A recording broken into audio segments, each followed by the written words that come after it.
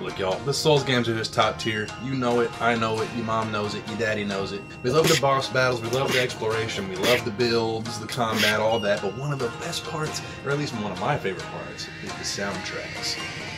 Just, you know, the orchestration and how, you know, how much effort they put into each one and how they reflect the lore of the characters, and just, oh, they're so amazing. So, in honor of their amazing nature and the effort that they put in, I thought it was appropriate to rank them from worst to best. I can already feel you in the comments. Our opinions differing. It hurts, it hurts. I don't care. This is my list, not yours. If you don't like what I chose, make your own list. Now let's get right down to it. Number 7, the worst soundtrack in all of Souls is Dark Souls 2. Now, everything about that game is the worst in the entire Souls franchise, personally, if you ask me. That's just my opinion. But the soundtrack is especially flat. I mean, can you even remember a single melody from the soundtrack? I mean, I put hundreds of hours into that game, and I can't even hum you a single melody from that game. It was all boring digital schlock compared to the rest of the soundtrack, and honestly, I think that reflects the nature of the rest of the game. You know, it just didn't have that Miyazaki touch. Anyway, number 6 is Dark Souls 3. Now, I love this game. I love Dark Souls 3, but I feel like it sits in this weird in-between ground of great game and just not that memorable. I mean, as far as the bosses go, they were serviceable and all, but the soundtrack, I mean, there were some good parts, like the Deacons of the Deep. I love that soundtrack. Dark Eater Meteor is another memorable track. But overall, I mean, they just kind of wash together, if you ask me. They're all just kind of bland, undefined orchestral pieces compared to the ones later on in the list. Now moving on to number 5, the original Demon Souls. Now I've heard a lot of people have things to say about the remake, and we'll get to that later. But, I mean, I think it just goes without saying that the quality of the first one just wasn't on par with the rest of them as far as recording quality and just the creativity of the melodies.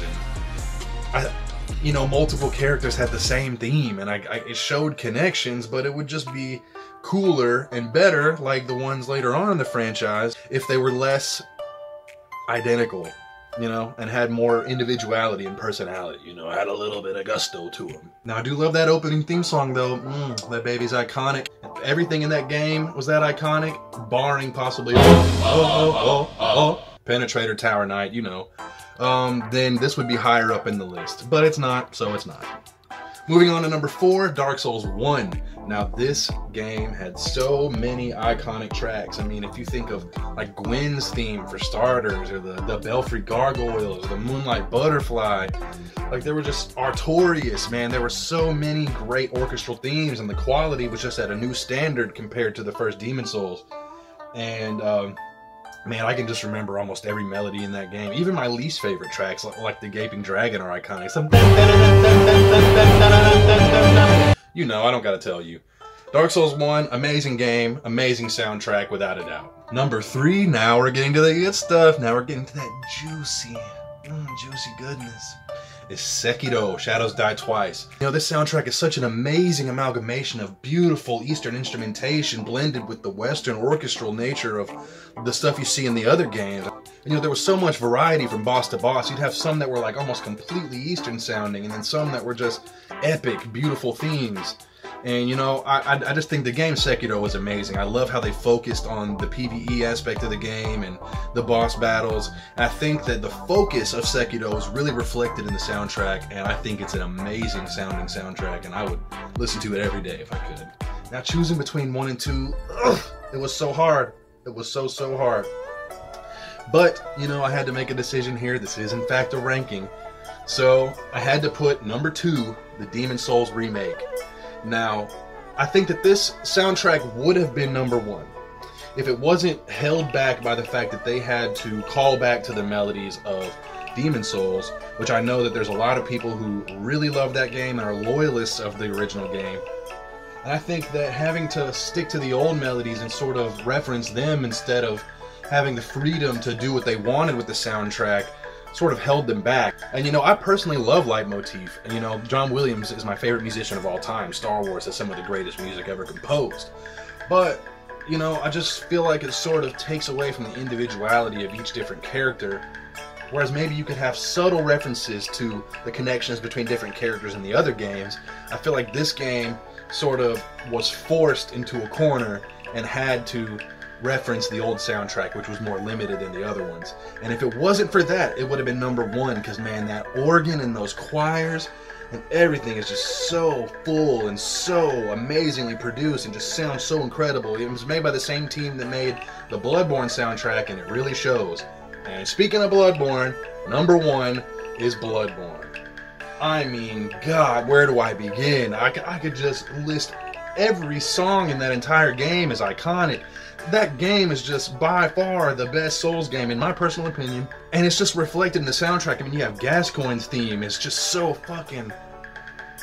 You know, you have like Gascoigne's theme, which is so brooding and epic and dark. And just more of them. The Cleric Beast theme, Garamond's theme. Oh my God, Garamond's theme is just so good. I love it so much. I could listen to it all day, every day. There's just so much more. You know, Lady Maria's theme, Orphan of Kaz, the list just goes on and on.